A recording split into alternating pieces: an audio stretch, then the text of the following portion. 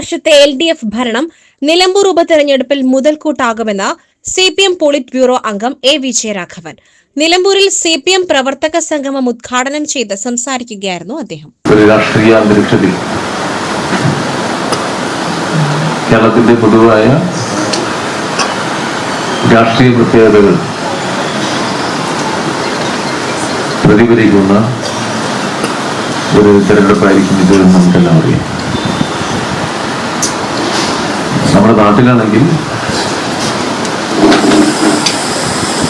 ജനങ്ങളുടെ ജീവിതവുമായി ബന്ധപ്പെട്ട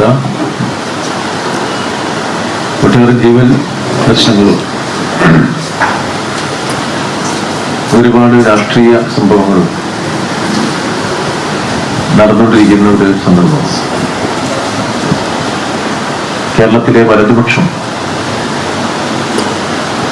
കഴിഞ്ഞ 9 വർഷക്കാലമായിട്ട് ഇവിടെ ഇപ്പോൾ അധികാരത്തിലിരിക്കുന്ന ഇടതുപക്ഷ ഭരണ സംവിധാനത്തെ, ഇടതുപക്ഷ ഗവൺമെന്റിനെ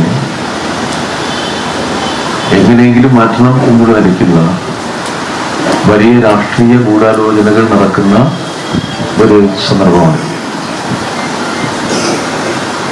ഇപ്പോൾ കഴിഞ്ഞ 9 കൊല്ലമായി കേരളത്തിൽ അധികാരത്തിലിരിക്കുന്ന ഗവൺമെന്റ്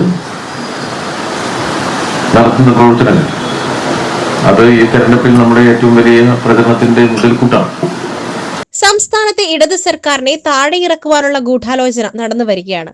കഴിഞ്ഞ LDF സർക്കാരുകളുടെ ഭരണ നേട്ടങ്ങളുടെ വിപുലീകരണത്തിന്റെ അടിത്തറ പാകുവാനും ഈ സർക്കാരിന് കഴിഞ്ഞതായും അദ്ദേഹം പറഞ്ഞു.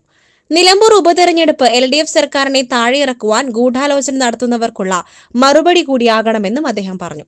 പ്രവർത്തക സംഗമത്തിൽ PK സൈനബ അധ്യക്ഷത വഹിച്ചു. Advocate M. സ്വരാജ്, CPM ജില്ലാ സെക്രട്ടറി VP അനിൽ, ജില്ലാ സെക്രട്ടേറിയറ്റ് അംഗങ്ങളായ advocate KP Sumathi, VM Shoukath, TM Siddique, P. Jayan, P. Sasikumar, KP Anil, P. Rameshan, ജില്ലാ കമ്മിറ്റി അംഗം E. പത്മാക്ഷൻ, ഏരിയ സെക്രട്ടറിമാരായ T. രവീന്ദ്രൻ, K. മോഹൻ എന്നിവർ സംസാരിച്ചു.